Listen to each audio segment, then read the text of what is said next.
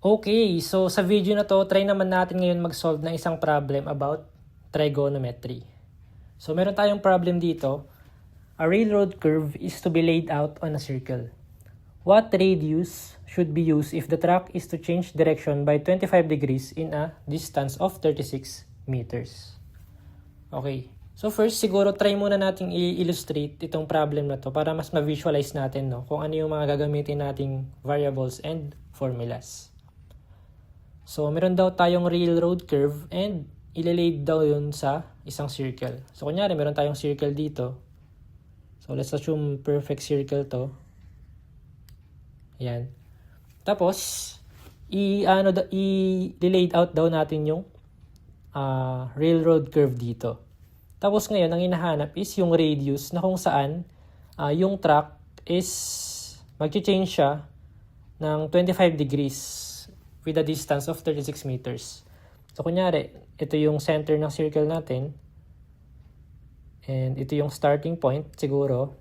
And siguro ito na lang yung final point natin. So, ang distance daw na ito is 36 meters. Tapos, ang angle niya, so mag-change track siya ng ayan, so 25 degrees. So ngayon, ang hinahanap dito is yung radius nung circle natin. Okay. So, siguro, try nating i-relate ito or i-proportionate ito dun sa circle natin. So, kung C natin, let's assume C is yung circumference natin.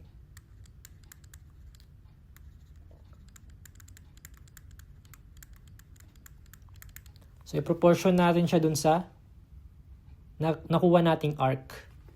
So, C, tapos 36. And next, so yung circumference natin, so makakabuo siya ng 360 degrees, diba? C is equal to, or C over 360 na lang. Tapos, dito naman is, ang nabuo ng 36 meter is 25 degrees. So, parang ratio and proportion lang. So, C is to 360 degrees, isang ikot. Kapag naman 36 meters lang, so 25 degrees lang yung magagawa niyang change in track. Okay. So, ngayon, ang hinahanap natin dito is yung radius. Pero meron tayo is circumference.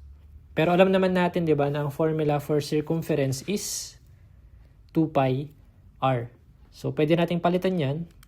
2 pi r divided by 360 is equal to 36 divided by 25. So, getting r. So, r is equal to 360 times 36 divided by 25 times 2 pi.